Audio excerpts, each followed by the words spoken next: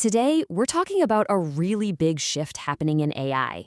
It's a story, really, about how AI is evolving from a simple information fetcher into, well, something a whole lot smarter. Something that can actually solve problems. Let's get right into it. You've definitely been there, right? You ask an AI assistant what seems like a pretty simple question, and it comes back with an answer that sounds super confident, but is just completely, totally wrong. It feels like it's just making things up. And that frustration? That's right at the heart of the problem we're going to unpack. So, to really get why this happens, let's use a little metaphor. Think of the AI we're all used to as a librarian. A helpful librarian for sure, but a very rigid one. You can ask for a book by its exact title and they'll go get it.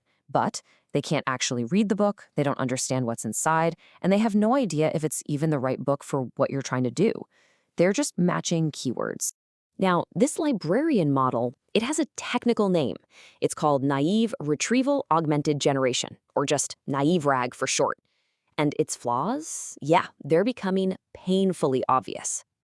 The old way, this naive RAG thing, it's just a super rigid two-step process. Step 1, it grabs a bunch of documents that kind of look like they're related to your question. Step 2, it just smashes that text together and tries to generate an answer. It's a straight line, a one-shot deal. And if that first step of grabbing documents is even a little bit off, well, the whole thing is doomed from the start. And how often does it go wrong? Well, the numbers are pretty staggering. We're talking about a failure rate of 65%. Think about that. And don't just take my word for it. A report from Gartner predicts that this is going to be a massive issue. For the majority of businesses trying to use these systems, they're just not getting the job done. They're getting back incomplete or just plain wrong results. So the takeaway here is really clear. For anything complex, the old librarian model is just broken. But here's the good news. That's all starting to change. We're seeing this new kind of AI pop up, one that thinks and acts completely differently. We're moving into the era of agents. And this, right here, this is the perfect way to picture the shift. We are moving away from the passive librarian and toward the active detective. A detective doesn't just go grab a book, right? No way. They analyze the whole crime scene, they form a hypothesis, they follow different leads, they use a whole toolkit of different methods, and they piece all the evidence together to actually solve the case.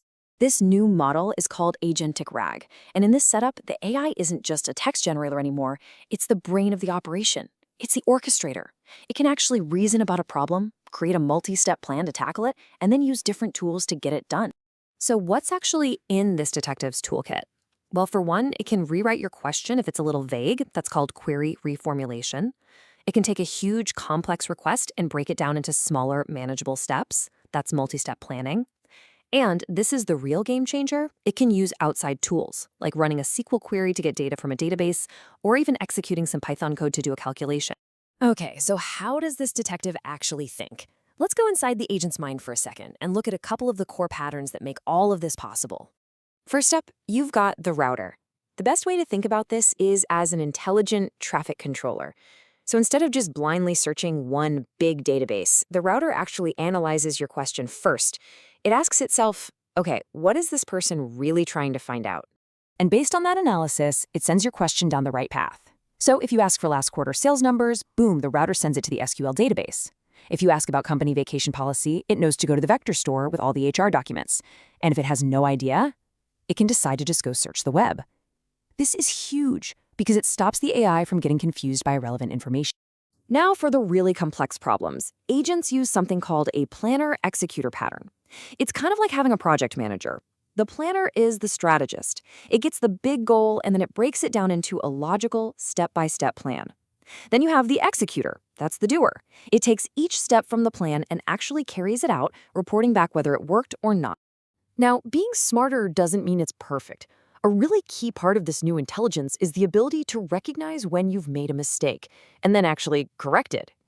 I mean, think about it. A good detective doesn't just find one piece of evidence and call it a day. Of course not.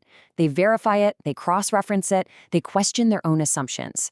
And these agentic AIs are being built to do the very same thing. One of the coolest techniques for this is called corrective RAG, or CRAG.